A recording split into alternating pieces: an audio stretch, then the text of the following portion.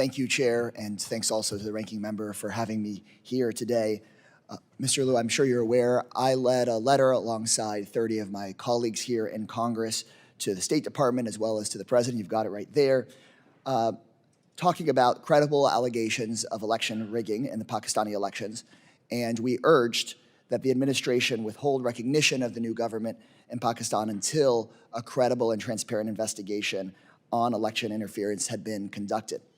I know that the U.S. Embassy congratulated Mr. Sharif, quote, on his assumption of the office of Prime Minister, but I haven't seen a statement yet from the State Department itself.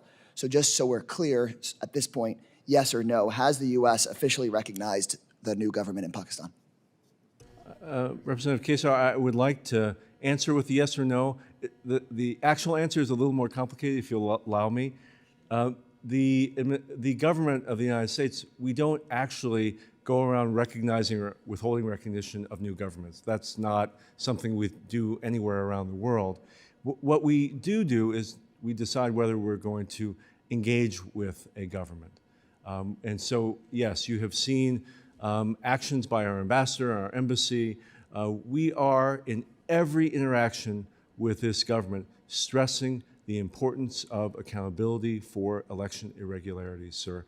Can I just also add, your letter is incredibly important. It's important that the Pakistani people, the Pakistani government hear not only from the administration, but from members of Congress, and having so many of them speak together has real influence.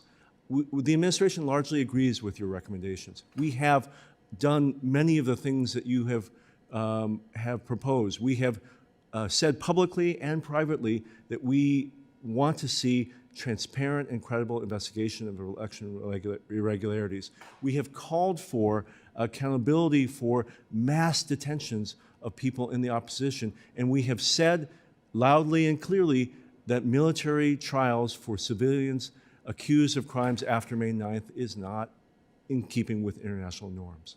I appreciate that. And so in other cases, for example, in the case of Venezuela or some other countries where the State Department has spoken out very clearly about election rigging, and we can talk about separately about how it is that we treat those governments or treat those countries, but it seems that when we have had allegations of election rigging that we've spoken out much more clearly than in this case. And I would urge that we continue to speak with the level of moral clarity that we have in other situations. But I appreciate your recognition and speaking out here today about how it's not okay for us to be having journalists jailed, for Twitter to get shut down, for there to be this continued, very clear to me, interference in democracy.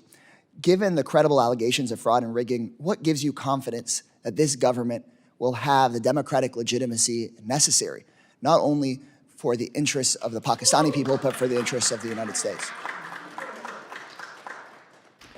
Sir, the political and economic stability of Pakistan is important for the United States.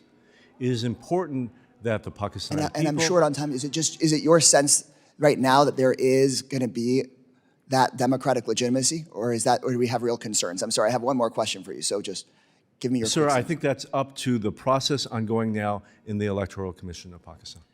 One more question. Most security assistance to Pakistan has been suspended since 2018. Recently, the Pakistani ambassador said that Pakistan's awaiting a decision from the U.S. on increasing military sales and financing. Yes or no, are there ongoing conversations about increasing military assistance to Pakistan? No ongoing conversation about large-scale increases, no. That's good to hear. Given that the U.S. has already sent hundreds of millions of dollars in aid, are there any steps the State Department is taking to ensure that the aid we send is not used for any of these abuses that you've identified? Sir, absolutely. There is very close monitoring of where our military assistance goes around the world, including to Pakistan. For example, the F-16s sold to Pakistan over 40 years ago have active U.S. technical security teams monitoring their use every day.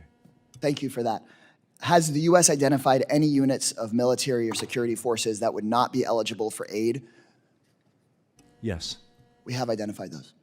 Thank you for your clear answers. Thank you for being here through this hearing, and I hope that we can, after this hearing, continue the work of making sure that we actually fully investigate the election and that we actually make sure people are let out of jail that were put in there unfairly, because democracy in Pakistan, of course, will serve the people of Pakistan, but it is so clearly in the United States' interest. I started out on this seeing the failures we had in Latin America of prioritizing military relationships over democratic relationships, and it never served us there, and it won't serve us in Pakistan or anywhere else. So thank you so much, Mr. Lim. Thank you, sir.